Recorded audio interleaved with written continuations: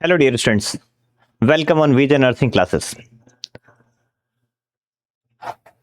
आज का हमारा टॉपिक है हाइपोथेसिस एंड एजम्पशंस।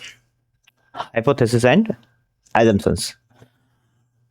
हाइपोथेसिस जो होती है वो किसी भी रिसर्च की सबसे बड़ी इंपॉर्टेंट लाइन होती है, जिससे हम क्या करते हैं कि जो रिसर्च की टेस्टिंग होती है वो इसी हाइपोथेसिस के बेसिस पे होती है। जो वेरिएबल्स होते हैं उनका रिलेशनशिप होता है, वो देखने के लिए हाइपोथेसिस को टेस्ट किया जाता है। ठीक है, तो हाइपोथेसिस और एजम्पशंस दो इंपॉर्टेंट टॉपिक है जो जो हम इन सेशंस में डिस्कस करने वाले हैं। स्टार्ट करते हैं हाइपोथेसिस। यस, हाइपोथेसिस क्या होता है? Hypothesis hypothesis hypothesis is the tentative predictions. क्या है ये? हाइपोथेसिस है वो एक टेंटेटिव प्रिडिक्शंस है। कैसी है वो? हाइपोथेसिस एक टेंटेटिव प्रिडिक्शंस है। मींस किसी भी वेरिएबल्स के बीच में टेंटेटिवली हम उनके बीच में कोई प्रिडिक्शंस करते हैं कि क्या जो अनुमान है वो लगाते हैं कि टेंटेटिव प्रिडिक्शंस बताने के लिए किसी वेरिएबल्स के मध्य, या फिर explanation of the relationship between variables, या फिर क्या है, explanation of relationship between variables. कोई वेरिएबल्स है उनके बीच में क्या रिलेशनशिप है, उसको बताने के लिए कोई दो वेरिएबल्स के बीच में क्या रिलेशनशिप है, उनको शो करने के लिए जो टेंटेटिव प्रिडिक्शंस होती है या फिर एक्सप्लेनेशन होता है, तो वो क्या कहलाता है? वो हाइपोथेसिस कहलाता है। फॉर एग्जांपल जैसे बताऊं मैं आपको, केएमसी और बॉडी टेम्परेचर के बीच में एसोसिएशन है, तो ये तो हम क्या बता रहे हैं कि इन दोनों वेरिएबल के बीच में ये एसोसिएशन है। या फिर हम कह रहे हैं कि केएमसी और बॉडी टेम्परेचर रेगुलेशन के बीच में कोई एसोसिएशन नहीं है। ठीक है, या फिर आपने ये कहा कि नॉलेज जो है, किसी टॉपिक के बारे में जो नॉलेज है वो और उसकी एजुकेशनल बैकग्राउंड है, उनका आपस में कोई एसोसिएशन है। ठीक है, एक तो ये वेरिएबल हो गया, इसका हाइपोथेसिस हो गया। दूसरा हम ये कह रहे हैं कि उनके बीच में कोई एसोसिएशन नहीं है।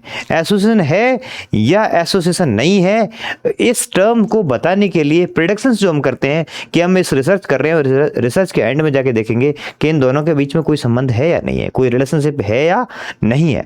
ठीक है, तो उसको अपन क्या कहते हैं, उस प्रेडिक्शंस को क्या कहते हैं कि एंड में जाके ये जो रिजल्ट या तो ये मिलेगा या ये फिर मिलेगा। जो हाइपोथेसिस होगी दो ही टाइप की होगी, या तो उनके बीच में कोई रिलेशनशिप होगा या फिर उनके बीच में कोई रिलेशनशिप नहीं होगा। ठीक है, जब स्टडी करते हैं तो हम ये दो जो टाइप के हाइपोथेसिस बना के रखते हैं, या तो उनके बीच में रिलेशनशिप पाया जाएगा या रिलेशनशिप नहीं होगा। तो उस चीज को पहले से ही हम क्या बनाते हैं, उसका एक टेंटेटिव प्रेडिक्शंस करते हैं। क्या करते हैं? उसका टेंटेटिव प्रेडिक्शंस, है ना, अनुमान लगाते हैं, टेंटेटिव सॉल्यूशंस देते हैं उसका, या फिर उनका एक्सप्लेन करते हैं कि ये दो वेरिएबल्स हैं और इनके बीच में ये रिलेशनशिप होगा या ये रिलेशनशिप आपस में नहीं होगा। तो इस टाइप की जो कंडीशंस होती है, स्टेटमेंट होता है, उसको हाइपोथेसिस कहते हैं। या फिर हाइपोथेसिस इज अ क्या है, is a statement of the researcher expectations. किसका स्टेटमेंट है? रिसर्चर की एक्सपेक्टेशंस का। रिसर्चर क्या एक्सपेक्ट करता है किसी रिसर्च में? Researcher at the end of the researcher क्या एक्सपेक्ट करता है कि इन दो वेरिएबल के बीच में क्या रिलेशनशिप पाया जाएगा। ऐसा ही कोई जो एक्सपेक्टेशंस होगा, है ना, about the relationship between the variables under the investigation.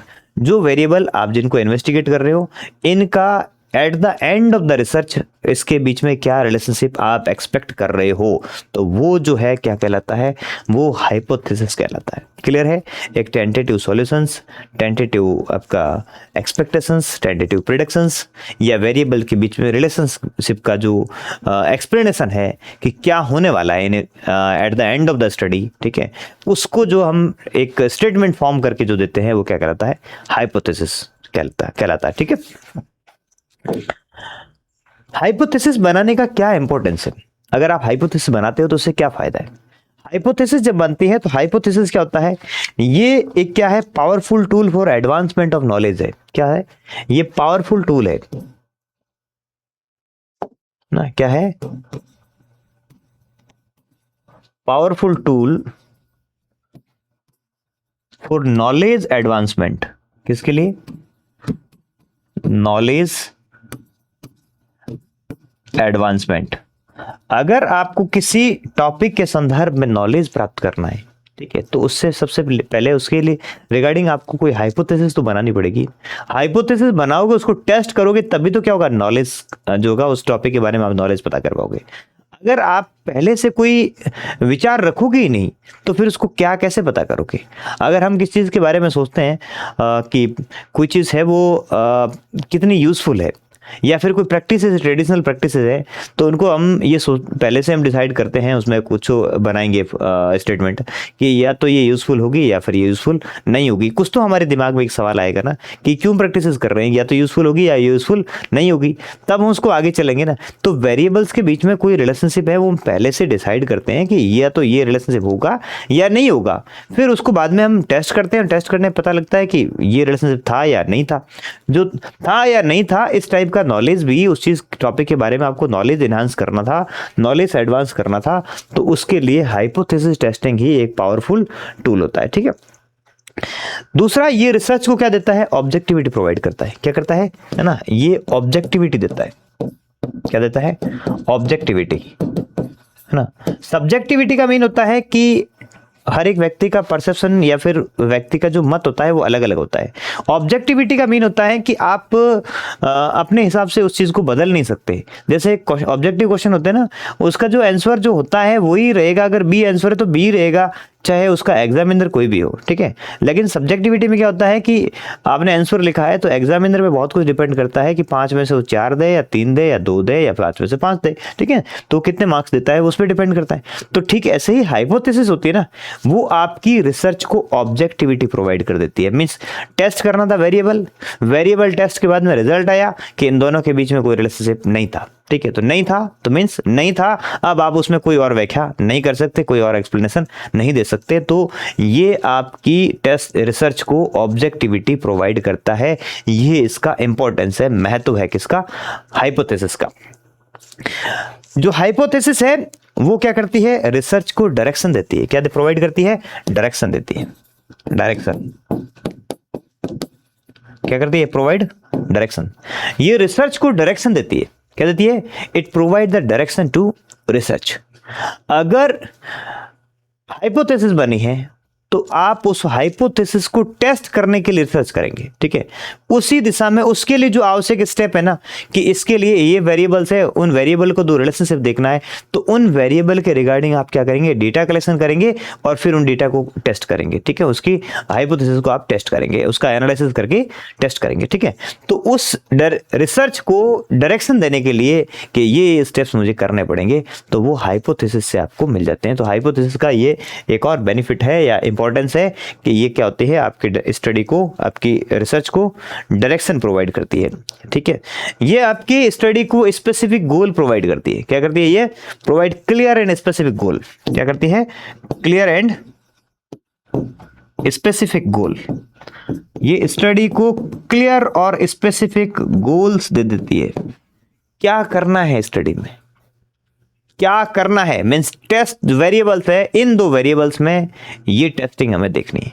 ये क्लियर कट गोल डिसाइड हो जाता है किससे, हाइपोथेसिस से। ठीक है, तो हाइपोथेसिस का ये भी एक इंपॉर्टेंस है कि ये उसको क्रिटिकल, उसको क्या कहता है, क्लियर कट गोल दे देता है।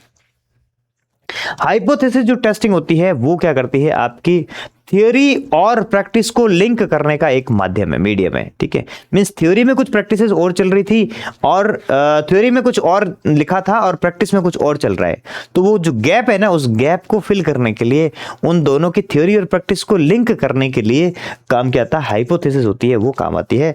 Link between theory and practical क्या करती है, ये जो हमारी रिसर्च में जो थ्योरी में हम बातें करते हैं उसको, और जो प्रैक्टिकल में जो होता है ना, उन दोनों का जो लिंक होता है ना, उन दोनों को जोड़ता कौन है, हाइपोथेसिस जोड़ता है। ठीक है, link between theory and practical in research. ये क्या करता है, ये लिंक है, link between theory and practical in research, in research. Research में जो थ्योरी और जो प्रैक्टिकल है, उन दोनों के बीच का जो दूरियां है, उन दोनों को आपस में जोड़ने का काम जो होता है, लिंक का काम होता है, वो कौन करता है, हाइपोथेसिस करता है। क्लियर। ठीक है, तो ये हाइपोथेसिस के कुछ इंपॉर्टेंस है, कुछ और है है ना। हाइपोथेसिस आपको क्या बता देता है, ये आपको एंटीसिपेटेड रिजल्ट बता देता है। क्या बताता है आपको, एंटीसिपेटेड रिजल्ट।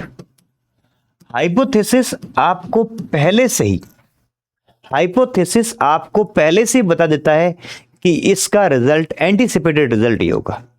और हाइपोथेसिस में एंटीसिपेटेड रिजल्ट दो ही होंगे, या तो उन दोनों वेरिएबल के बीच में कोई एसोसिएशन होगा या उन दोनों के बीच में कोई एसोसिएशन नहीं होगा। ये दो ही एंटीसिपेटेड रिजल्ट होता है हाइपोथेसिस में, ठीक है। तो हाइपोथेसिस है वो आपको एंटीसिपेटेड रिजल्ट के बारे में बता देती है। ये हाइपोथेसिस जब जनरेट करते हैं तो ये आपकी थिंकिंग प्रोसेस को स्टिमुलेट करती है। क्या करती है, आप जब हाइपोथेसिस बनाओगे ना, कोई रिलेशन वेरिएबल्स, पहले वेरिएबल्स ढूंढोगे और वेरिएबल्स के बीच में रिलेशनशिप जब आप फाइंड आउट करोगे कि इनके बीच में कोई रिलेशनशिप है या नहीं है, तो ये आपकी थिंकिंग प्रोसेस को स्टिमुलेट करती है। उसमें भी ये इंपॉर्टेंट है, ठीक है। Stimulate thinking process.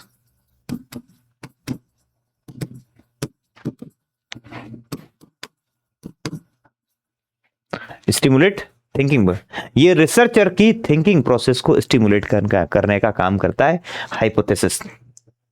ये हाइपोथेसिस होती है, हाइपोथेसिस जब बन जाती है ना, तो आप मोस्ट एप्रोप्रिएट डिजाइन को सेलेक्ट करने में आपको हेल्प करती है ये, कि इस रिसर्च के लिए सबसे अच्छी रिसर्च डिजाइन कौन सी होगी, कौन सी डिजाइन चूज करके इस हाइपोथेसिस को टेस्ट किया जा सकता है।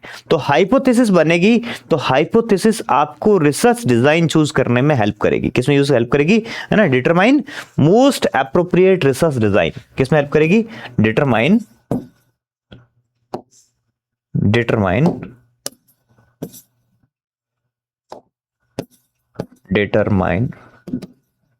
most appropriate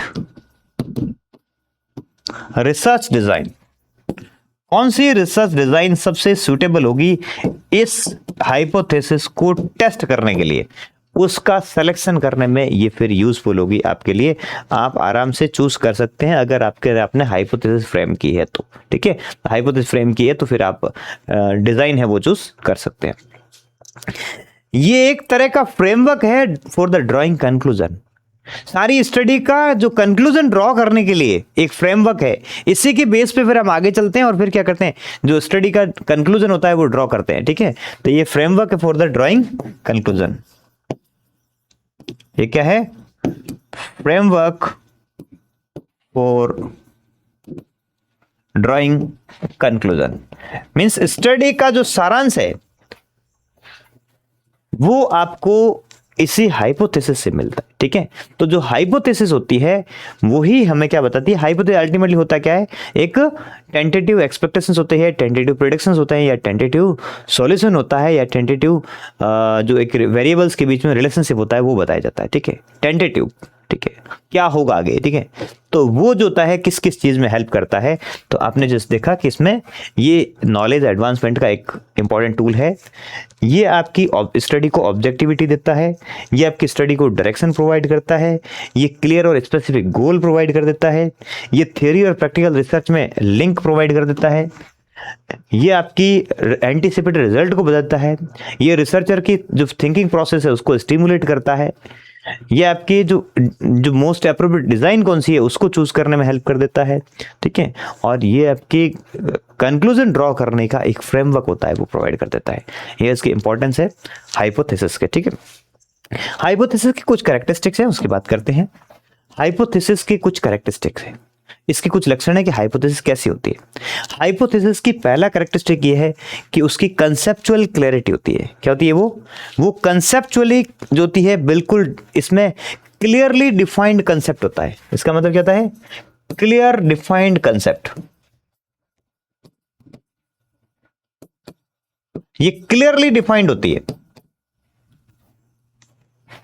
जब हाइपोथेसिस बनाई जाती है तो बहुत क्लियरली डिफाइंड होती है, कितने जो होते हैं, कौन से लेवल ऑफ सिग्निफिकेंस पे किस चीज को टेस्ट करने जा रहे हो। तो ये इसकी पहली चीज है कि ये क्या होनी चाहिए, कंसेप्चुअली क्लियर होनी चाहिए कि क्या चीज टेस्ट करने जा रहे हो आप, ठीक है। तो पहली चीज यही होती है कि ये कंसेप्चुअली बहुत क्लियर होती है और हमेशा प्रेजेंट टेंस में होती है, ठीक है। हमेशा डिक्लेरेटिव स्टेटमेंट होती है, किसमें होती है?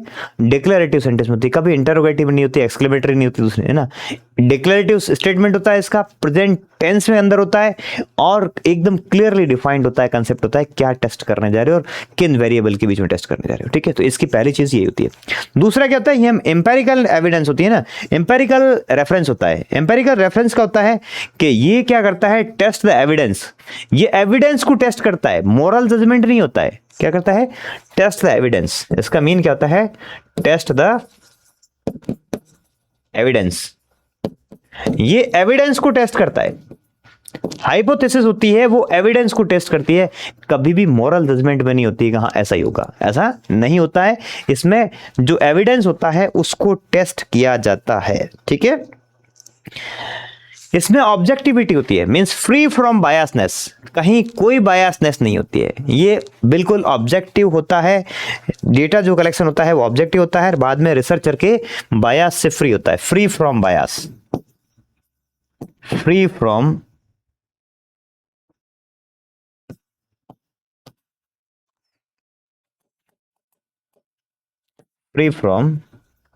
बायस, ये किसी भी बायसनेस से फ्री होता है। रिसर्चर का कोई बायसनेस, रिसर्चर का जो किसी तरह का अगर जो कंसेप्ट है वो इसमें शामिल नहीं कर सकता, वो ये उससे फ्री होता है, ठीक है। तो ये इसकी और एक और खास बात है, ये बिल्कुल स्पेसिफिक होता है, ये एक्सपेक्टेड रिलेशनशिप बता देता है वेरिएबल्स के बीच में, स्पेसिफिक रिलेशनशिप, है ना।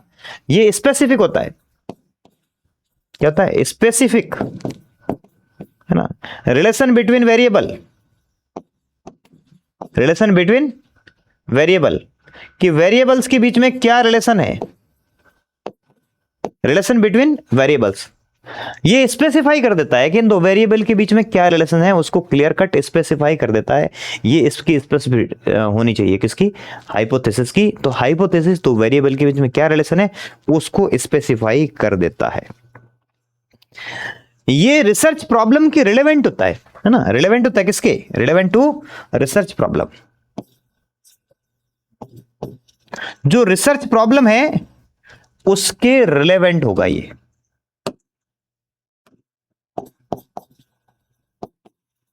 ना। हाइपोथेसिस हमेशा क्या होना चाहिए? रिसर्च प्रॉब्लम की रिलेवेंट होना चाहिए, ये इसकी कैरेक्टरिस्टिक है, इसकी खास बात है। हाइपोथेसिस की एक और इंपॉर्टेंट, हाइपोथेसिस हमेशा टेस्टेबल होती है, हाइपोथेसिस हमेशा टेस्ट की जाती है। इसकी जो खास बात होती है ये क्या होता है? टेस्टेबल होता है। क्या होता है? ये टेस्टेबल होता है। और हाइपोथेसिस में दो हाइपोथेसिस बनती है, एक होती है रिसर्च हाइपोथेसिस और दूसरी होती है नल हाइपोथेसिस। कौन सी होती है? एक तो रिसर्च हाइपोथेसिस और दूसरी नल हाइपोथेसिस। टेस्टेबल होती है और इसमें टेस्ट किसको किया जाता है? Always null hypothesis, always test null hypothesis,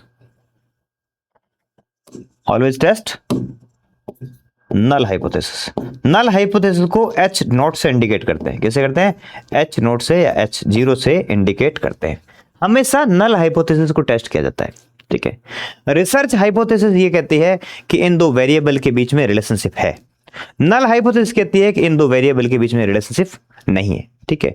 तो हमेशा टेस्ट किसको किया जाएगा? नल हाइपोथेसिस को किया जाएगा। कोई एक स्टडी है, उस स्टडी में जैसे आप किसी स्टूडेंट आप किसी का आप नॉलेज असेसमेंट कर रहे हैं, जैसे एएनएम का आप पीपीआईसीडी पे नॉलेज असेस कर रहे हैं, ठीक है। तो सभी एएनएम्स का नॉलेज होगा वो एक जैसा नहीं होगा, किसी का ज़्यादा होगा, किसी का कम होगा। तो आप ये देख रहे हैं कि उसके एक्सपीरियंस का और पीपीआईसीडी के नॉलेज का आपस में कोई रिलेशनशिप है या नहीं है ना। तो पहला आपने ये बनाया कि उसके experience mean socio demography variable, experience, age, उसके एजुकेशन सारे ले लेते हैं, ठीक है। तो उसमें एक एक करके हम सारे देखते हैं कि उसके एक्सपीरियंस का उसके पीपीआईसीडी के रिगार्डिंग नॉलेज पर कोई उनके आपस में कोई एसोसिएशन है या नहीं है ना, कि उनका दोनों का आपस में कोई रिलेशनशिप है या नहीं है। किसका? उनके एक्सपीरियंस, है ना, एक्सपीरियंस जो कितने सालों का अनुभव हो गया उसका, और पीपीआईसीडी के रिगार्डिंग नॉलेज पे, ठीक है। तो पहला तो कहा कि हम दोनों के बीच में एसोसिएशन है, ठीक है। और दूसरा हमने कहा अगर जो पहला जो वो एसोसिएशन है अगर उनके बीच में एसोसिएशन है तो इसका मतलब वो रिसर्च हाइपोथेसिस है। दूसरा हमने कहा कि उनके बीच में कोई एसोसिएशन नहीं है तो इसका मतलब मीन्स वो कौन सी होगी, वो नल हाइपोथेसिस होगी। तो टेस्ट हमेशा किसको करेंगे, नल हाइपोथेसिस करेंगे। उसमें ये कहेंगे कि रिसर्च उसके एक्सपीरियंस का और उसके पीपीआईसीडी के रिगार्डिंग नॉलेज का आपस में कोई रिलेशनशिप नहीं है। ठीक है, नई वाले को टेस्ट कर लिया, अगर वो एक्सेप्ट हो गई, कौन सी, नल हाइपोथेसिस एक्सेप्ट हो गई, तो एक्सेप्ट हो गई इसका मतलब क्या है कि उनके बीच में कोई रिलेशनशिप नहीं था। और अगर ये रिजेक्ट हो गई तो एक्सेप्ट कौन सी होगी, दूसरे वाली एक्सेप्ट हो जाएगी। इसीलिए हमेशा नल हाइपोथेसिस को टेस्ट किया जाता है।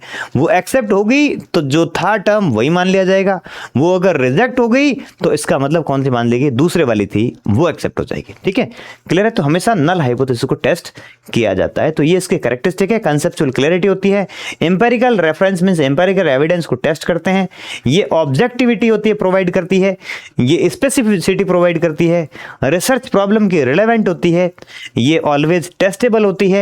ठीक है, इसके अलावा जो है ये कंसिस्टेंट होती है। कैसे होती है, इसमें कंसिस्टेंसी होती है। कंसिस्टेंसी का मीन ये होता है कि कंसिस्टेंट किसकी होती है, कंसिस्टेंट विथ एग्जिस्टिंग थ्योरीज। जो थ्योरीज है उनसे जुड़ी होती है, एग्जिस्टिंग थ्योरीज से रिलेवेंट होती है, उनकी कंसिस्टेंट होती है। किसके, कंसिस्टेंट टू एग्जिस्टेंट, है ना, consistent to existing theories. Existing theory जो है उनके कंसिस्टेंट होती है, उनके साथ ये जुड़ी हुई होती है। एग्जिस्टिंग थ्योरीज एग्जिस्टिंग नॉलेज से उसके साथ कंसिस्टेंट होती है। ठीक है, एग्जिस्टिंग नॉलेज, तभी आप उसको बना पाओगे। अगर हमारे पास एग्जिस्टिंग नॉलेज नहीं है, कुछ थ्योरीज नहीं है, तो फिर आप उसको फ्रेम ही नहीं कर पाओगे। ठीक है, तो फ्रेम करने के लिए क्या होता है, कंसिस्टेंट होती है किसके साथ, एग्जिस्टिंग नॉलेज के साथ, एग्जिस्टिंग थ्योरीज के साथ। इसकी एक और कैरेक्टरिस्टिक है ये सिंप्लिसिटी। ये अंडरस्टैंडेबल टर्म्स में बनाई जाती है। हमेशा किसमें बनानी चाहिए, जिस टर्म्स को समझ सकते हैं अपन, है ना, understandable terms, understandable simple terms के अंदर क्या होती है, ये फॉर्मुलेट होती है। ठीक है, तो हमेशा सिंपल टर्म्स के अंदर बनाई जाती है। जब भी आप इसको फ्रेम करें तो ये इंश्योर कर लें कि उसके लिए टेस्ट अवेलेबल है या नहीं, इस हाइपोथेसिस को टेस्ट करने के लिए अवेलेबिलिटी है या नहीं। अगर इसको टेस्ट करने के लिए कोई जो टेस्ट अवेलेबल नहीं है तो फिर हाइपोथेसिस वो नहीं बनानी चाहिए। तो उसका कैरेक्टरिस्टिक ये है कि उसके लिए क्या होना चाहिए, टेस्ट की अवेलेबिलिटी होनी चाहिए। Ensure the availability of statistical test.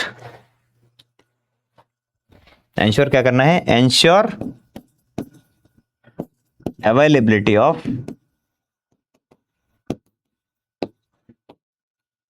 statistical test। इसको टेस्ट करने के लिए टेस्ट अवेलेबल होना चाहिए, जो आप हाइपोथेसिस बना रहे हो उसको। ठीक है, तो ये उसकी एक और चीज है। ये हमेशा पर्पस, उसका पर्पस डिसाइड पहले से तय होता है ना, पर्पस ये डिफाइंड होता है इसका, डिफाइंड पर्पस। क्यों कर रहे हो आप ये ना, हमेशा इसका क्या होना चाहिए, पहले से पर्पस होता है। वो हाइपोथेसिस जब टेस्ट करते हैं तो उसका पर्पस पहले से तय होता है। ये पर्पस ही होती है ना, बिना पर्पस के कोई भी हाइपोथेसिस होती है वो ना तो फ्रेम की जाएगी ना ही कोई जो होगी वो टेस्ट की जाएगी। तो हाइपोथेसिस हमेशा फ्रेम करना और टेस्ट करने के पीछे पर्पस क्लियर होता है कि मुझे ये इन दो वेरिएबल के बीच में ये चीज देखनी है, इसीलिए ही उसको किया जाता है। ठीक है, टेस्ट किया जाता है। ये हमेशा वेरीफाइबिलिटी होती है, मींस ये वेरीफाई करती है किसके अकॉर्डिंग, ये जो टेस्ट होता है उस टेस्ट के रिजल्ट के अकॉर्डिंग वेरीफाई होती है। ठीक है, वेरीफाइड इन प्रैक्टिकल टर्म में वेरीफाइड होती है ना, वेरीफाइड इन प्रैक्टिकल टर्म, प्रैक्टिकल टर्म या टेस्ट, है ना, मींस टेस्ट के माध्यम से ये वेरीफाइड की जाती है कि ये एक्सेप्टेड है या फिर रिजेक्टेड है। इसको वेरीफाई किया जाता है, क्या कहता है इसको, प्रैक्टिकल टर्म में इसको वेरीफाई किया जाता है टेस्ट करके कि एक्सेप्ट हुई या रिजेक्ट हुई। ठीक है, क्लियर है। Then profundity of effect. Profundity of effect का मीन्स होता है कि आप अगर किसी हाइपोथेसिस को बना रहे हो ना तो उसका उन वेरिएबल पे इफेक्ट होता है। ठीक है, मीन्स है या नहीं है, ये गुड इफेक्ट होता है, good effect on research variable. इसका मीन होता है कि इफ जो वेरिएबल्स होते हैं उस पर इसका प्रभाव होता है, good effect on research variable. अगर वेरिएबल पे इफेक्ट नहीं है ना वेरिएबल पे इफेक्ट नहीं है तो फिर हाइपोथेसिस टेस्ट नहीं की जाएगी। वेरिएबल पे अगर इफेक्ट नहीं है तो फिर हाइपोथेसिस टेस्ट है वो ही नहीं की जाएगी। Good effect on research variable, research variable पर इसका प्रभाव होता है वो होना, गुड इफेक्ट है वो होना चाहिए, तभी तो क्या करोगे, उसको टेस्ट करोगे। ये इकोनॉमिकल होती है, क्या होती है, इकोनॉमिकल इन टाइम। अगर आपका हाइपोथेसिस बन गई ना तो फिर वो स्टडी को क्या बनाती है, आपके आसान बना देती है, सरल बना देती है, टेस्टिंग होती है वो क्लियर हो जाती है, क्या टेस्ट करना है। इसीलिए क्या होती है, ये टाइम को कंट्रोल करती है, ये मटेरियल को कंट्रोल करती है, ठीक है। तो ये सारी चीज़ों को क्या करती है, कंट्रोल करती है। तो ये क्या होती है, कंट्रोल द टाइम, है ना, क्या करती है, स्पेशली कंट्रोल द, ये आपके टाइम को कंट्रोल करती है, ये आपके कंडीशंस को कंट्रोल करती है, वेरिएबल्स को कंट्रोल करती है। तो ये इकोनॉमिकल हो जाती है आपके, ठीक है ना, कंट्रोल टाइम ना। इन सेंस ऑफ टाइम की अगर बात करें तो ये आपके टाइम को सेव कर लेती है। अगर आपका हाइपोथेसिस नहीं है तो फिर आपके ज़्यादा समय लगेगा, ठीक है, तो फिर उसकी स्टडी की क्लियरिटी होगी वो नहीं आएगी। तो स्टडी को क्लियर कट मेंशन करने के लिए, क्लियर कट एक्सप्लेन करने के लिए, स्टडी का क्लियर रिजल्ट देखने के लिए आपको हमेशा क्या करनी पड़ेगी, हाइपोथेसिस क्या करनी पड़ेगी, टेस्ट करनी पड़ेगी, ठीक है। तो हाइपोथेसिस के ये भी इसकी इंपॉर्टेंस है, इसके कैरेक्टरिस्टिक हैं, कंसिस्टेंसी होती है, सिंप्लिसिटी होती है, अवेलेबिलिटी होती है, पर्पजिवनेस होता है, वेरीफाइबिलिटी होती है, प्रोफंडिटी ऑफ इफेक्ट होता है और इकोनॉमिकल होती है, ठीक है। सोर्सेज ऑफ हाइपोथेसिस, हाइपोथेसिस कहां कहां से जनरेट हो सकती है, कहां कौन कौन से इसके सोर्स होते हैं। अगर हाइपोथेसिस के सोर्सेज को आप देखें तो हाइपोथेसिस का पहला सोर्स होता है थ्योरेटिकल और कंसेप्चुअल फ्रेमवर्क। हाइपोथेसिस थ्योरेटिकल और कंसेप्चुअल फ्रेमवर्क, जो थ्योरीज डेवलप्ड है, ठीक है, कौन सी, जो थ्योरीज डेवलप्ड है, एग्जिस्टिंग थ्योरीज, कौन सी थ्योरीज, एग्जिस्टिंग थ्योरीज,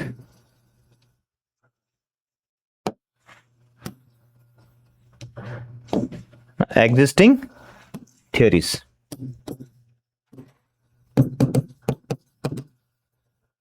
जो एग्जिस्टिंग थ्योरीज है उनसे आप हाइपोथेसिस है वो बना सकते हैं, ठीक है, वहां से आप हाइपोथेसिस जो है वो ले सकते हैं।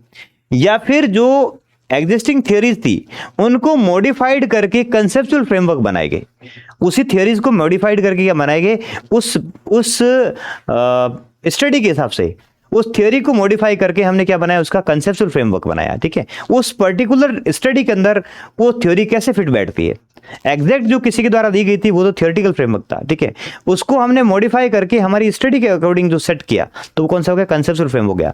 तो या तो आप थ्योरी से ले सकते हो उससे, या फिर जो आपने कंसेप्चुअल फ्रेमवर्क, एक ब्लूप्रिंट जो आपने फ्रेम किया है कि आप स्टडी इस तरह से स्टडी करोगे और इसका ये रिजल्ट रहेगा, आपने ऐसा फ्रेमवर्क जो बनाया है उससे आप थ्योरी है वो उससे आप जनरेट कर सकते हो, ठीक है। तो ये आप कंसेप्चुअल फ्रेम का मींस मॉडिफाइड होता है, ये कैसा होता है, मॉडिफाइड जो थ्योरी होती है ना आपकी स्टडी के अकॉर्डिंग, उस मॉडिफाइड थ्योरी से या जो एग्जिस्टिंग थ्योरी थी उससे आप हाइपोथेसिस जनरेट करते हैं जब स्टडी करते हैं तब, ठीक है।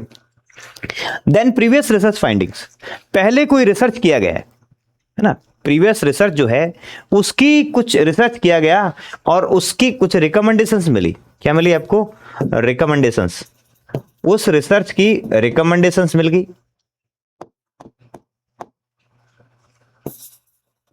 उस रिसर्च में कुछ रिकमेंडेशंस मिल गई, उसके अकॉर्डिंग आपने कोई नया रिसर्च है वो स्टार्ट कर दिया, या उस रिसर्च के अंदर क्या थी, ये हाइपोथेसिस थी ऑलरेडी, वहां क्या थी, ऑलरेडी कोई हाइपोथेसिस थी, उस हाइपोथेसिस को आपको कोई वापस से टेस्ट करना था, ठीक है, तो नई उसकी रिकमेंडेशन थी और उसके बेस पे आपने क्या फिर वापस कोई हाइपोथेसिस टेस्ट करनी थी, तो वहां से आपको हाइपोथेसिस मिल सकती है और आप अपनी स्टडी कर सकते हैं। आप रियल लाइफ एक्सपीरियंस में, आप प्रैक्टिकल लाइफ के अंदर है ना, आपकी प्रैक्टिकल है ना, प्रैक्टिस के दौरान है ना, आपकी प्रैक्टिस है ना, जो आप काम करते हैं है ना, डे टू डे एक्टिविटी जो है ना, डे टू डे एक्टिविटी जो है, इस डे टू डे एक्टिविटी में जैसा आप देखते हैं आपकी जो प्रैक्टिस होती है, आप जो काम करते हैं, उसमें कुछ चीजें आप जैसे नोट करते हैं और उससे आप क्या करते हैं, हाइपोथेसिस जनरेट करते हैं, अपनी अवधारणाएं कुछ बनाते हैं।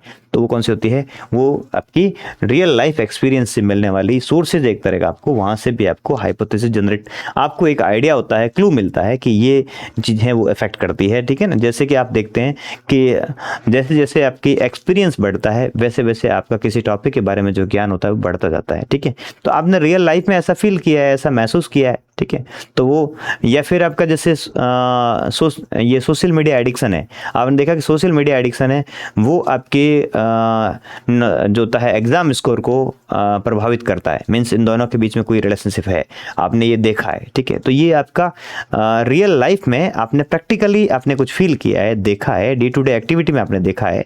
तो ऐसी जो चीज़ें होती है वहाँ से आप क्या कर सकते हैं, ये हाइपोथेसिस को जनरेट हो जाती है, हमारी हाइपोथेसिस वहाँ से जनरेट हो सकती है।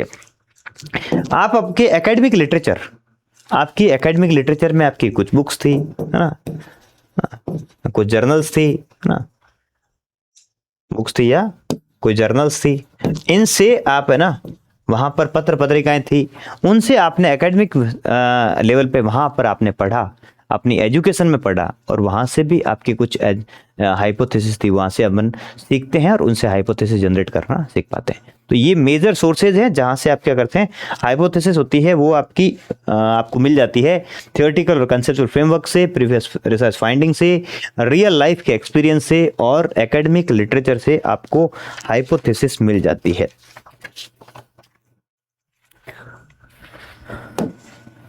नेक्स्ट है टाइप ऑफ हाइपोथेसिस, कौन कौन से टाइप की हाइपोथेसिस होती है।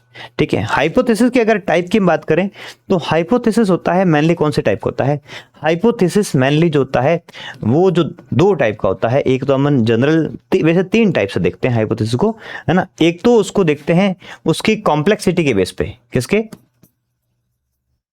हाइपोथेसिस को हम तीन लेवल पे देखते हैं, है ना, कि एक तो देखते हैं कॉम्प्लेक्सिटी, है ना, कॉम्प्लेक्सिटी बेस पे, है ना। दूसरा देखते हैं उसके कैलकुलेशन के बेस पे, स्टैटिकल बेस पे, ठीक है, स्टैटिकल बेस पे। और तीसरा देखते हैं उसके डायरेक्शन के बेस पे, है ना, डायरेक्शन के बेस पे। तो वो उसका बाद में पार्ट आ जाएगा। ठीक है, ठीक है, तो वो उसी का एक पार्ट आ जाएगा। ठीक है, तो मेनली जो होते हैं दो टाइप को आप देखिए।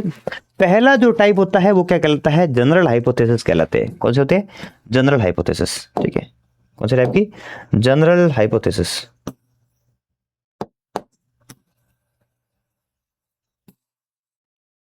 ठीक है, पहला कौन सा, जनरल हाइपोथेसिस। जो जनरल हाइपोथेसिस है उसको देखिए, जनरल हाइपोथेसिस फिर दो प्रकार की है, एक तो सिंपल हाइपोथेसिस है, दूसरी कॉम्प्लेक्स हाइपोथेसिस। सिंपल हाइपोथेसिस का मतलब होता है सिर्फ दो वेरिएबल के बीच में कोई रिलेशनशिप बताया जा रहा है तो सिंपल हाइपोथेसिस होता है, और अगर दो से ज्यादा वेरिएबल्स के बीच में बताया जा रहा है तो वो कॉम्प्लेक्स हाइपोथेसिस होता है। ठीक है, फिर होता है स्टैटिकल हाइपोथेसिस। स्टैटिकल हाइपोथेसिस का मतलब होता है ये स्टैटिकली कैलकुलेट की जाती है। स्टैटिकली कैलकुलेशन करने वाली हाइपोथेसिस होती है, एक्चुअली में दो टाइप की होती है, एक तो होती है रिसर्च हाइपोथेसिस और दूसरी कौन सी होती है, नल हाइपोथेसिस। नल हाइपोथेसिस को एच नोट से डिनोट करते हैं और ये कहती है कि इन दो वेरिएबल के बीच में कोई रिलेशनशिप नहीं है। और रिसर्च हाइपोथेसिस कहती है कि उनको H1 या H2 इस तरह से डिनोट करते हैं और ये कहती है कि इन दो वेरिएबल के बीच में रिलेशनशिप पाया जाता है। ठीक है, कितना है, स्ट्रांग है, कैसा है, किस टाइप का है, वो बाद की बात है, रिलेशनशिप है या नहीं है उसको अपन देख रहे हैं। ठीक है, और रिलेशनशिप है वो उसमें भी दो टाइप से देखा जाता है कि उसकी डायरेक्शन कौन सी है। वो कोई डायरेक्शन बता रहा है कि एक के बढ़ने पे दूसरा घट रहा है या एक के घटने पे दूसरा बढ़ रहा है, ऐसा कोई रिलेशनशिप है तो वो तो डायरेक्शनल हाइपोथेसिस है। अगर उसके अंदर कोई डायरेक्शन मेंशन नहीं है तो वो नॉन डायरेक्शनल हाइपोथेसिस है। मेनली टाइप यही होते हैं, इसके अलावा कैजुअल और दूसरी कुछ एक दो और होती है, उसको अपन आगे देखेंगे। ठीक है, तो मेनली जो होती है आपके या तो सिंपल होती है और कॉम्प्लेक्स होती है, दूसरी रिसर्च होती है, नल हाइपोथेसिस होती है, और तीसरी डायरेक्शनल या नॉन डायरेक्शनल होती है। क्लियर। ठीक है, कॉम्प्लेक्सिटी के बेस पे सिंपल और कॉम्प्लेक्स होती है, स्टैटिक्स के बेस पे रिसर्च और नल होती है। नल में नो रिलेशनशिप होता है और इस रिसर्च में जो होती है वो दो टाइप कहती है रिलेशनशिप होता है, और वो डायरेक्शन बताता है डायरेक्शनल है, और डायरेक्शन नहीं बताता तो non directional type of hypothesis है वो। ठीक है, अब सबसे पहले आती है सिंपल हाइपोथेसिस। सिंपल हाइपोथेसिस का मतलब होता है रिलेशनशिप, है ना, क्या बताता है, ये रिफ्लेक्ट करता है रिलेशनशिप बिटवीन टू वेरिएबल्स। क्या बताता है ना, रिलेशनशिप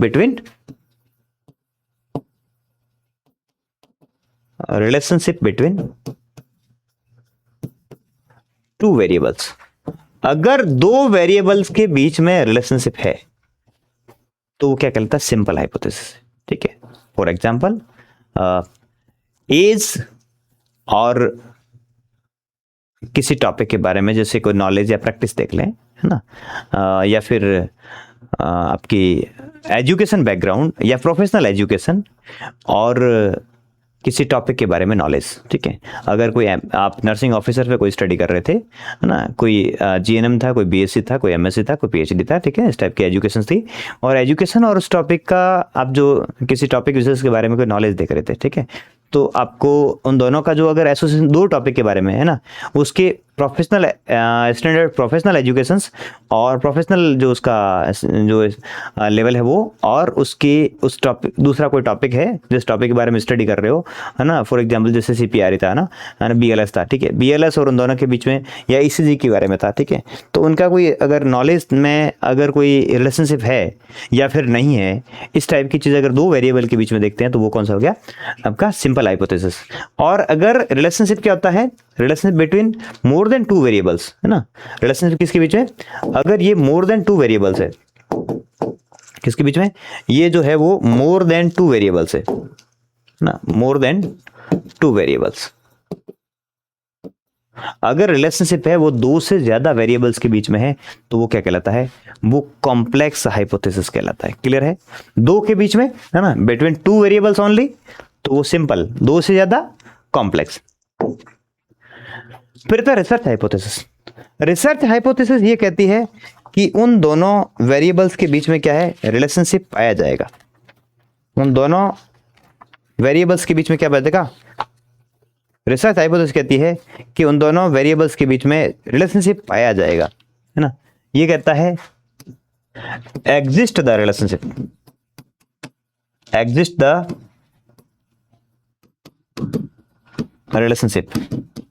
बिटवीन वेरिएबल्स के बीच में रिलेशनशिप पाया जाएगा। ये कौन कहता है, रिसर्च वेरिएबल कहता है। ठीक है, और उन वेरिएबल्स के बीच में रिलेशनशिप नहीं पाया जाएगा, no relationship exist, no relationship exist. उन वेरिएबल्स के बीच में कोई रिलेशनशिप नहीं है, एग्जिस्ट नहीं करता, तो वो क्या कहलाएगा, नल हाइपोथेसिस कहलाएगा। इसको पहले बात की थी, इसको H0 से डिनोट करते हैं, इसको H1 या H2 से डिनोट करते हैं। ठीक है, पहली चीज क्लियर होगी, नल हाइपोथेसिस और दूसरी रिसर्च हाइपोथेसिस। ठीक है, इसी रिसर्च हाइपोथेसिस को दूसरा नाम होता है इसका अल्टरनेटिव हाइपोथेसिस। इसको क्या बोलते हैं, इसको अल्टरनेटिव हाइपोथेसिस भी कहते हैं। इसको क्या बोलते हैं, इसको अल्टरनेटिव हाइपोथेसिस कहते हैं, अल्टरनेटिव हाइपोथेसिस। ठीक है, इसको अपन H0 से डिनोट करें। और जो नल हाइपोथेसिस है, इसको जो होता है, इसको स्टैटिस्टिकल हाइपोथेसिस बोलते हैं, स्टैटिस्टिकल हाइपोथेसिस कहते हैं। इसका दूसरा नाम क्या है, स्टैटिस्टिकल हाइपोथेसिस है। क्लियर है, ठीक है, एक तो चीज होगी। दूसरा जो रिसर्च हाइपोथेसिस है वो दो चीजों में हो सकती है, वो डायरेक्शनल हो सकती है, वो नॉन डायरेक्शनल हो सकती है। जो डायरेक्शनल हाइपोथेसिस बताती है कि उनके बीच में कौन सी डायरेक्शन है ना, डायरेक्शन पॉजिटिव या नेगेटिव डायरेक्शन है ना, कि एक के बढ़ने पर, एक वेरिएबल के बढ़ने पर दूसरा वेरिएबल बढ़ता है, या एक के बढ़ने पर दूसरा वेरिएबल घटता है। ठीक है, या पहले वेरिएबल के घटने पर दूसरा वेरिएबल बढ़ता है। वो अपोजिट डायरेक्शन में चल रहे हैं या फिर सेम डायरेक्शन में चलते हैं। एक के घटने पर घटता है, दूसरा भी घटता है तो पॉजिटिव है, और एक के चेंज होने पर, एक के घटने पर दूसरा बढ़ता है, या एक के बढ़ने पर दूसरा घटता है, तो इसका मतलब वो नेगेटिव डायरेक्शन चलते हैं। ठीक है, अपोजिट चलते हैं तो वो नेगेटिव रिलेशनशिप बताएगा वहां पर।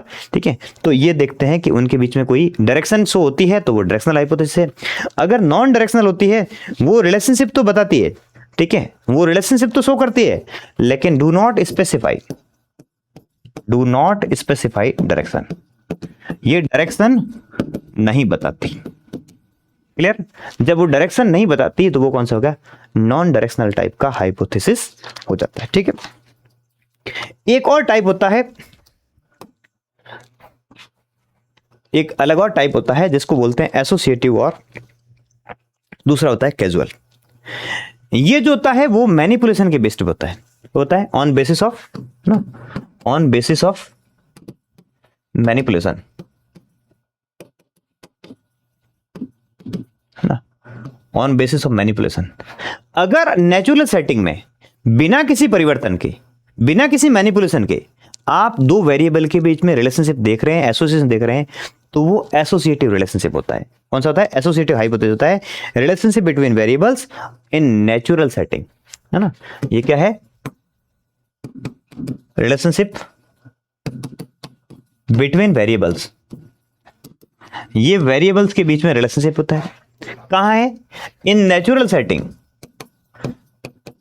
नेचुरल सेटिंग में मींस आप वहां पर कुछ भी चेंजेस नहीं कर रहे हैं, विदाउट मैनिपुलेशन। कैसा होता है ये होती है विदाउट मैनिपुलेशन होता है। इसमें आप कोई भी मैनिपुलेशन नहीं करते हैं, जैसी स्थिति है वैसी की वैसी यथा स्थिति में आप अगर किसी वेरिएबल्स के बीच में, दो वेरिएबल्स के बीच में रिलेशनशिप देख रहे हैं, तो वो कौन सा होता है? वो होता है आपके एसोसिएटिव हाइपोथेसिस। और अगर वो दो वेरिएबल्स के बीच में आप देख रहे हैं, लेकिन वहां आप क्या कर रहे हैं? मैनिपुलेशन कर रहे हैं, वहां आप कॉज एंड इफेक्ट रिलेशनशिप देख रहे हैं। क्या देख रहे हैं? कॉज एंड इफेक्ट रिलेशनशिप देख रहे हैं। मींस कॉज आप उत्पन्न करते हैं, इंडिपेंडेंट वेरिएबल्स को आप मैनिपुलेट करते हैं। ठीक है, वहां क्या करते हैं आप? ये कॉज एंड इफेक्ट रिलेशनशिप देखता है, कॉज एंड इफेक्ट रिलेशनशिप देखता है। क्या देखता है? Cause and effect relationship. यहां पर मैनिपुलेशन होता है किसका? इंडिपेंडेंट वेरिएबल का। किसका होता है? Manipulation of independent variable. जो इंडिपेंडेंट वेरिएबल है उसका मैनिपुलेशन होता है, उस वेरिएबल को अपन चेंज करते हैं। ठीक है, जैसे कि बॉडी मसाज का आप इफेक्ट देख रहे हो, ठीक है, या फिर केएमसी का आप इफेक्ट देख रहे हो, या फिर है ना, आप क्लास टीचिंग के बाद में आप इफेक्ट देख रहे हो कि बच्चों का नॉलेज कितना इंप्रूव हुआ। ठीक है, मींस आप कोई इंजेक्शन लगाने के बाद आप क्या कर रहे हैं? उसका जो है वो इफेक्ट देख रहे हैं कि एनाल्जेसिक इंजेक्शन लगाने के बाद पेन रिलीव नहीं हुआ। मींस आप कुछ वहां पर कॉज उत्पन्न करके, मैनिपुलेशन करके फिर आप रिलेशनशिप देखते हो, तो वो कौन सा हो जाएगा? कॉजल हाइपोथेसिस हो जाएगा। और नेचुरल सेटिंग में देखोगे तो एसोसिएटिव हाइपोथेसिस हो जाएगा। एक अनदर चौथा टाइप है। ठीक है, तो मेनली जो टाइप थे वो कौन कौन से थे? ठीक है, आपके जो टाइप की बात करें तो एक तो कॉम्प्लेक्सिटी के बेस पे था, सिंपल और कॉम्प्लेक्स हो गया। दूसरा स्टैटिक्स के बेस पे था, रिसर्च और नल हाइपोथेसिस हो गया। फिर रिसर्च हाइपोथेसिस भी दो प्रकार का हो गया, डायरेक्शन के बेस पे हो गया, डायरेक्शनल और नॉन डायरेक्शनल हो गया। और फिर जो था वो मैनिपुलेशन के बेस पे था। तो अगर मैनिपुलेशन नहीं करते हो आप तो वो कौन सा होता है? एसोसिएटिव हाइपोथेसिस होता है। और अगर मैनिपुलेशन करते हैं तो वो कौन सा हो जाएगा? आपके कॉजल हाइपोथेसिस हो जाएगा। ठीक है, तो ये आपके मेन जो टाइप्स थे किसके अंदर? हाइपोथेसिस के अंदर। ठीक है, नेक्स्ट जो है इसके criteria. Next, criteria of hypothesis. Criteria of hypothesis. Next, hypothesis के क्या क्राइटेरिया? हाइपोथेसिस हमेशा डिक्लेरेटिव सेंटेंस में लिखी जाती है। किसमें होती है? हाइपोथेसिस हमेशा डिक्लेरेटिव स्टेटमेंट होता है, याद रखना। हाइपोथेसिस हमेशा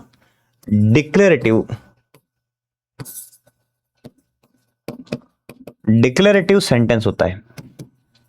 मींस हमेशा असर्टिव टाइप ऑफ सेंटेंस होगा, कभी भी नेगेटिव नहीं होगा। जैसे कि कभी भी इंटरोगेटिव नहीं होगा। ठीक है ना, जैसे कि there will be a relationship between these variables, there will be not a significant relationship between these variables. इन दोनों वेरिएबल के बीच में कोई सिग्निफिकेंट रिलेशनशिप है या इन दोनों वेरिएबल के बीच में कोई रिलेशनशिप नहीं है। सिर्फ इतनी ही जो होती है वो इसी टाइप के सेंटेंस होते हैं, वो बनते हैं। ये हमेशा प्रेजेंट टेंस में लिखा जाता है, written in present tense, written in present tense. ये हमेशा प्रेजेंट टेंस में लिखा जाएगा। वर्तमान जो काल में लिखा जाता है, इन दोनों के बीच रिलेशनशिप है या नहीं है। ठीक है, ऐसे था या नहीं था, होगा या नहीं होगा, इस पे कभी बात नहीं होती है। ठीक है, ये हमेशा क्या करता है, प्रॉब्लम स्टेटमेंट और पर्पस ऑफ स्टेटमेंट दोनों को रिफ्लेक्ट करता है। ये प्रॉब्लम, रिसर्च प्रॉब्लम और पर्पस दोनों को रिफ्लेक्ट करता है, प्रॉब्लम स्टेटमेंट और पर्पस ऑफ स्टेटमेंट। ठीक है, क्या करता है, reflect problem of statement specially ना, ये क्या करता है, reflect problem of statement and purpose of statement. आप क्या टेस्ट करना चाह रहे हो उसको भी बताएगा, और प्रॉब्लम, क्या प्रॉब्लम है उसको भी स्पेसिफाई करता है। Problem of statement and purpose of statement दोनों को ये स्पेसिफाई करता है, उसको क्लेरिफाई करता है। ये इसका क्राइटेरिया होना चाहिए।